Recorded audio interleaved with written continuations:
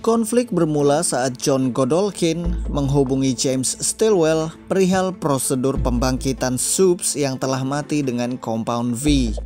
Saat ditelepon, terdengar suara anak-anak. Godolkin kepergok kembali melakukan perekrutan anak-anak untuk menjadi anggota G-Men yang dilatih mulai dari kecil. James Stilwell menyatakan bahwa ini adalah pelanggaran perjanjian mereka. Lalu kita beralih ke suatu malam. Huey saat itu dibawa keluar dari G-Mansion oleh G-Wiz, salah satu regu di G-Men. G-Wiz mengatakan bahwa mereka sudah mengetahui bahwa Huey adalah mata-mata. G-Wiz lalu akan membunuh Huey. Pemimpin dari G-Wiz, Buzzcut, menyerang Huey dengan memukul hidungnya sampai berdarah. Huey tidak ingin melawan dan ingin bernegosiasi. Ini karena Huey sempat menghabiskan waktu bersama G-Wiz dan percaya bahwa G-Wiz adalah anak-anak yang baik. Buzzcut lalu memerintahkan Discharge untuk membunuh Huey dengan kekuatannya. Discharge mempersiapkan cairan mematikan dari mulutnya.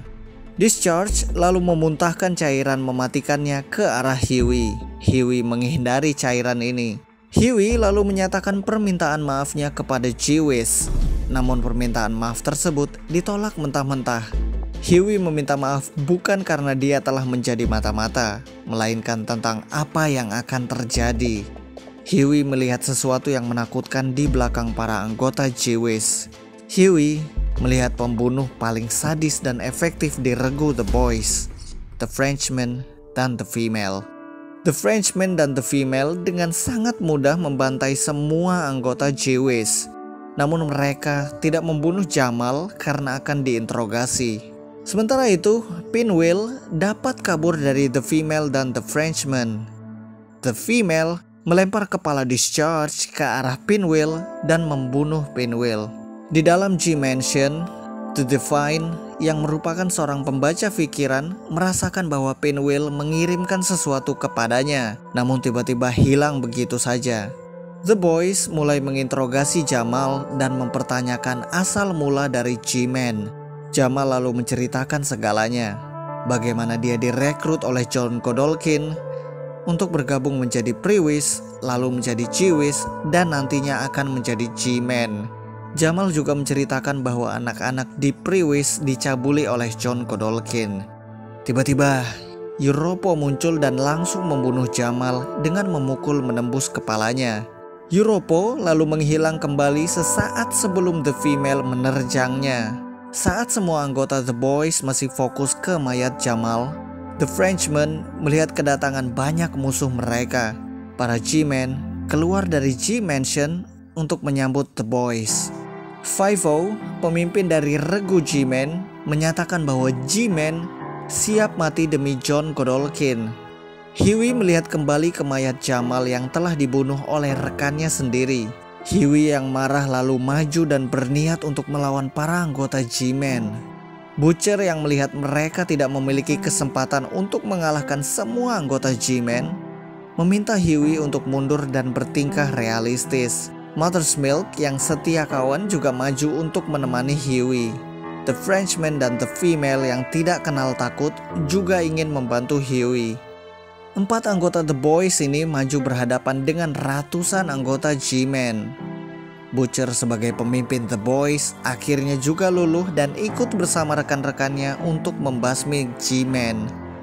The Boys dengan penuh percaya diri dan semangat perjuangan yang membara, maju untuk menghadapi ratusan Supes.